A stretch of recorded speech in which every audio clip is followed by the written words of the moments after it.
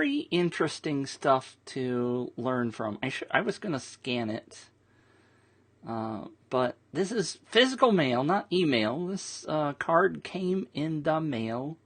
Win $1 million cash and tablets and TVs and an Amazon gift card, and I don't know if you can see it that well, but it says bonus. If you respond within 48 hours, you can receive this gift card. And it slays me, by the way, because there's a special number here, and then it has a scratch-off thing. Now, my first question to everyone is, do you think that that number right there, that if I were to scratch it off, is going to match that one? I think it's like, odds are like 100% that that's going to happen, that those two numbers match, because they want you to call. So you have to call that number that's right there, right? Now, if you read the fine print in the back, that's where it becomes really interesting. And it is very... See, I'll give you my special code there. That's, if you want to win, you can use my code. But when you read the very small print, and I know the camera's not going to show you what all those details are, but it's very small print. But it's fascinating to see these kind of things, because if you're doing any kind of viral marketing, I mean, this actually applies as viral marketing, right? Well, okay. It's marketing. It's kind of viral, but it only involves one other person. I'll get to that in a minute. But it also includes the scarcity tactic, right? So the fine print becomes very interesting because, let's see if I can read it here in the semi-dark. Contest is open to legal residents of the United States. Addressee must redeem the original mail piece by appointment that can be scheduled by calling the toll-free number. The contestant must match in person their lucky number. This is hard to read, sorry. But it's fascinating. Against the official prize board during the event. So there's an event you have to go to. Well, they don't tell you that on the front, right? You got to read this really small fine print. You must be present to win. No winning numbers will be given out over the phone or the internet. And the one other thing that I wanted to read, where is it? Here it is. Married and cohabitating couples must attend together. So you gotta bring your spouse or your significant other. So guess what this turns out to be, right? This is what they call a timeshare, or some event where you're supposed to come show up and they're gonna treat you really nicely, and then hopefully you're gonna end up walking away not winning anything. They might give you something with this special Amazon gift card. But it also says, by the way, even though the dollar figure says $100 there, it also shows in the rules that it could be anywhere from from $5 to $100 of value. So you might end up going to this thing and win virtually nothing, because I would consider $5 virtually nothing. And you might be out a whole bunch of stuff if you end up buying whatever timeshare thing they're trying to sell you. But the other interesting thing that I wanted to point out is that the time frame is an entire year. So this one marketing ploy that they're doing is over an entire year. Man, people must do this, right? If they weren't making money, people must be doing this. So they must be actually selling people. And I shouldn't call them suckers, because maybe they enjoy their timeshare that they end up getting.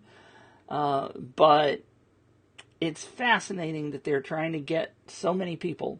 Now, by the way, the $1 million in cash, there is, according to the very small print, there is one card that they're mailing out that has that $1 million on it.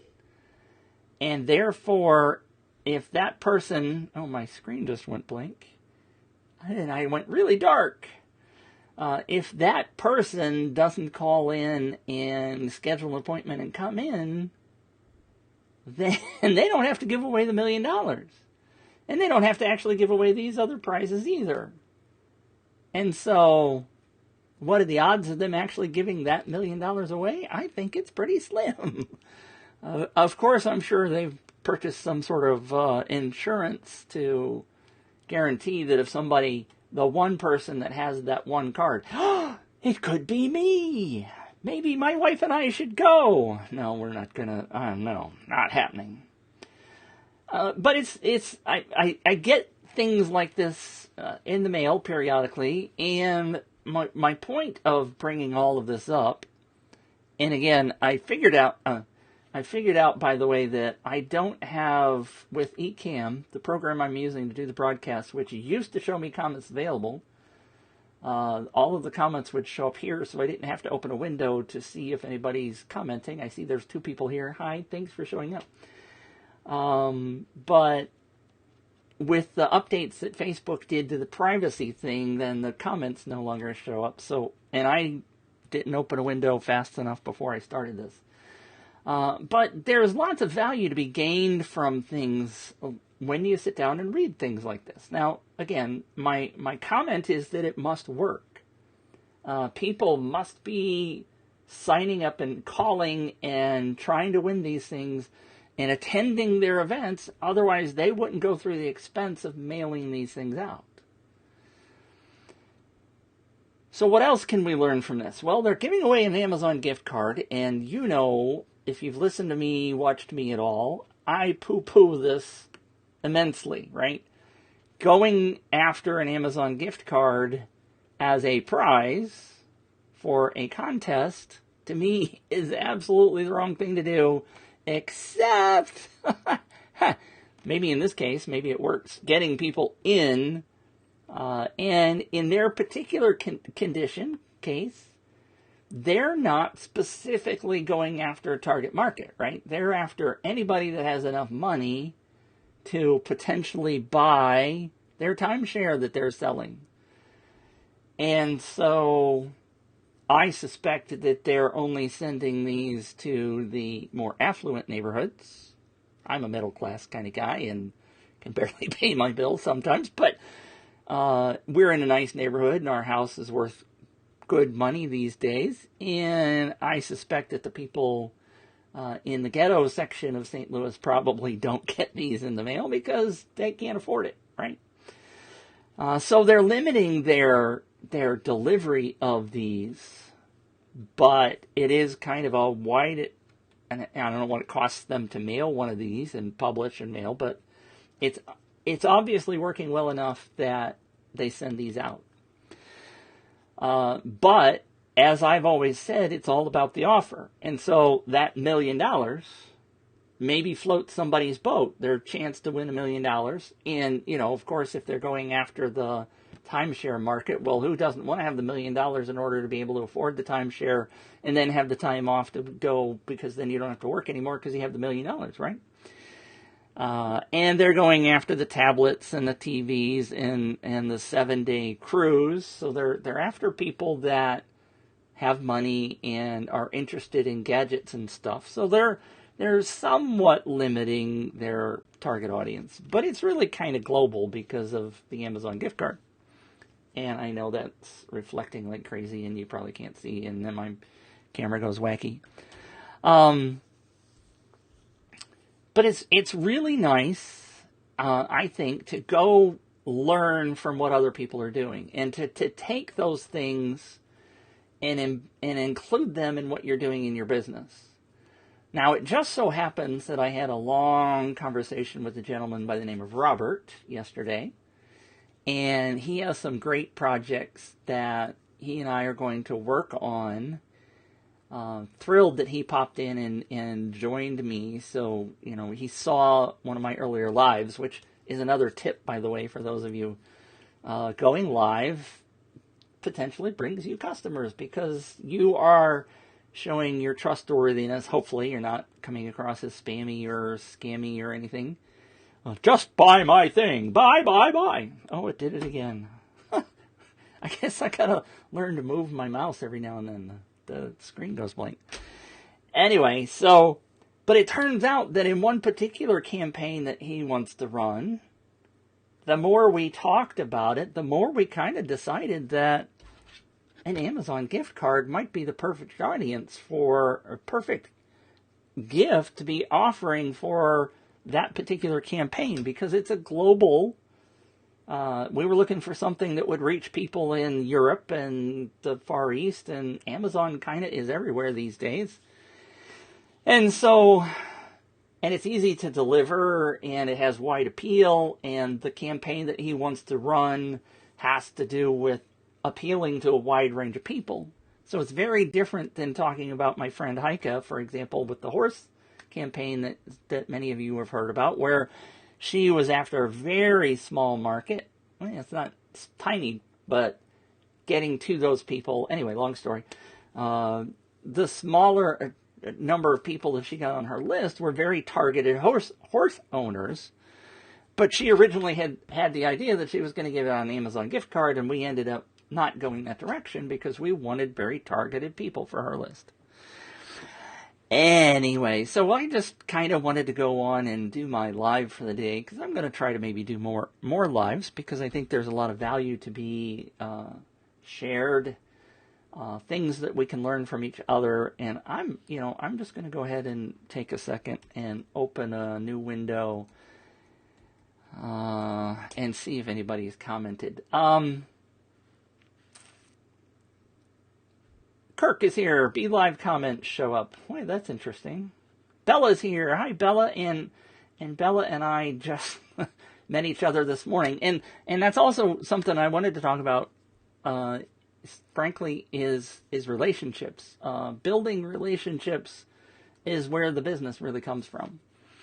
I've been working with a guy that's doing local businesses, and his people are going out and either calling or attending local meetings like the Chamber of Commerce.